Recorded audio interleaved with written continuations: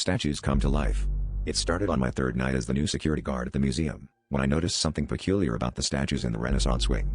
At first, it was just a prickling sensation on the back of my neck, an instinctive feeling that I was being watched. Dismissing it as the usual paranoia that comes with working in an empty building at night, I continued my rounds. But as the hours dragged on, I couldn't shake the feeling that the statues weren't quite as static as they should be.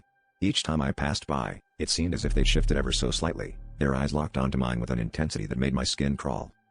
By the end of the first week, I had begun to take note of their positions, marking where they stood with small pieces of tape on the floor. To my horror, every morning, the tape would be out of place, evidence of their nocturnal wanderings. One particular statue, a marble figure of a young woman, seemed especially alive. Her eyes followed me with an unsettling awareness, her lips almost curling into a smile whenever I glanced her way. I tried to convince myself it was just my tired mind playing tricks, but the evidence was mounting against my fragile sanity. Determined to uncover the truth, I set up a small camera to capture any movement during my shift. As I watched the footage, my heart pounded against my chest. The statues moved with a fluid grace, their stone limbs bending and twisting as if flesh and blood. The young woman approached the camera, her face contorted into a grotesque parody of human expression. It was as if she knew I was watching, her eyes boring into the lens, right through to me. My breath hitched as her mouth opened, releasing a silent scream that echoed through the empty walls.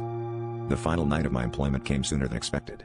As I patrolled the darkened corridors, the statues began to close in, their relentless gaze pinning me in place. Panic surged through me as I stumbled backward, tripping over my own fear. The young woman stepped forward, her arm outstretched in a gesture of eerie familiarity. Her stone fingers brushed against my arm, cold and unyielding, as she whispered words only I could hear. The last thing I remember is the sensation of being pulled into their world, my own body freezing into place. When the morning crew arrived, they found a new statue in the gallery, its face forever etched with an expression of terror, eyes wide and unseeing.